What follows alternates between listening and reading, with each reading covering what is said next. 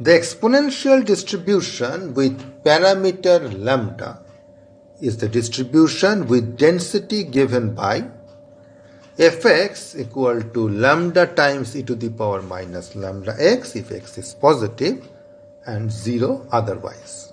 And if x is a random variable with this distribution, we generally write x tilde follows expo is the abbreviation and inside parenthesis the parameter.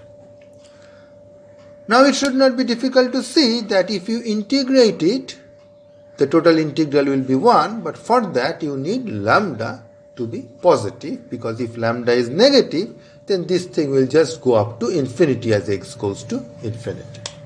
So we need the condition lambda greater than 0. Unfortunately, this formulation is not standard.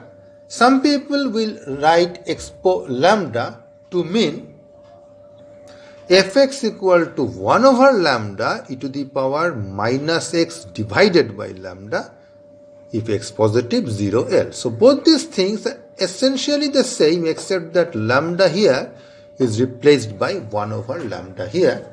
Now when lambda is positive, then whether you write it as lambda or 1 by lambda, it still remains positive.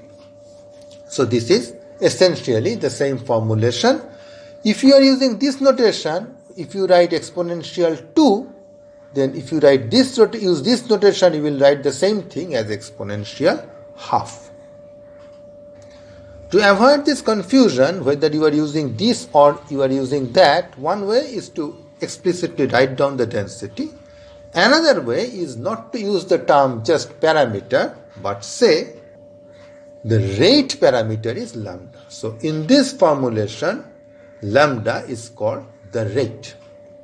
And in this formulation, we shall show in a minute that expected value of x will be 1 over. So in this formulation, it will be 1 over lambda. So in this formulation, expected value will be lambda. So if you are using this, then you will say mean lambda. So if I say exponential distribution with rate lambda, you will understand I am using this density. If I say exponential distribution with mean lambda, then you will understand that I am using this formulation. In our course, we shall use this particular formulation. It's a good idea to know how the density curve looks like. Whatever be your lambda, up to 0, it will be, the density is always 0. And then it will show exponential decay. So typical shape will be like this. Now suppose I increase lambda, then this coefficient becomes even more negative. As a result, you will get a steeper decay. So higher lambda is, the rate is steeper. Now it seems that it has just touched the x-axis. It will never touch the x-axis. It will go towards the x-axis in an asymptotic way. But it will touch the y-axis precisely at the point lambda. Because when you put x equal to 0, it will be lambda. Now you understand why this lambda in this formulation is called the rate, because it controls the rate of decay. Higher lambda, the higher is the, or the faster is the rate of decay. Here is the first theorem about exponential distribution. In this formulation, the CDF is given by this. You can just integrate it and immediately you will get this as the CDF. If you plot the CDF, it will look like this. It goes up and is asymptotically approaches 1. It is not coming down, it is going towards 1 asymptotically.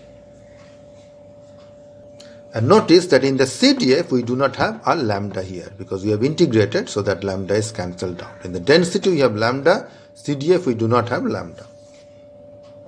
Next we talk about expectation, which will be, I have already stated, 1 by lambda, and this will be 1 by lambda square, just the square of the expectation.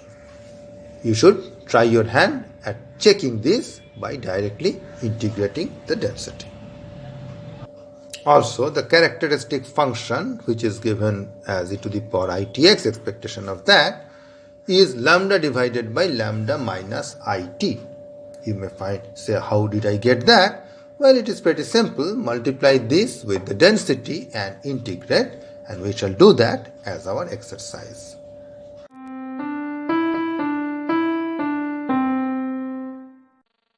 In this exercise, we want to prove this theorem. So I am getting you started.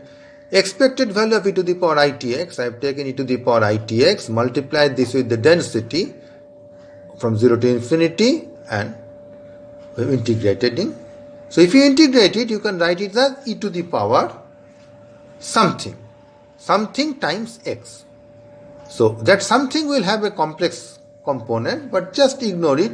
Just pretend as if it is one constant and apply your usual definition of integration, and you will get the result.